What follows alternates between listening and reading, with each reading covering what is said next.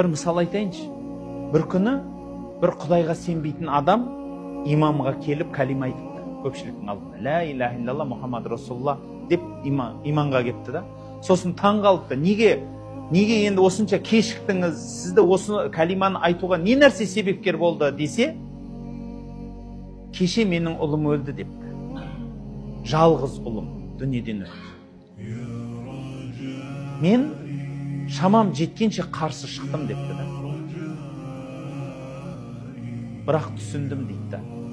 Менің күшім жетпейтін. Құдай маған өзінің ұлылығын көрсетті. Менде бірақ жол бар екен. Аллахым, мен саған басымды иемін деп басымды идім. Шын Құдайды енді таныдым деп сол бір күн бойы ойланып келдім деген. Яғни біреуден ұлын ап қойды да, бірақ оған жүрегіне хидаят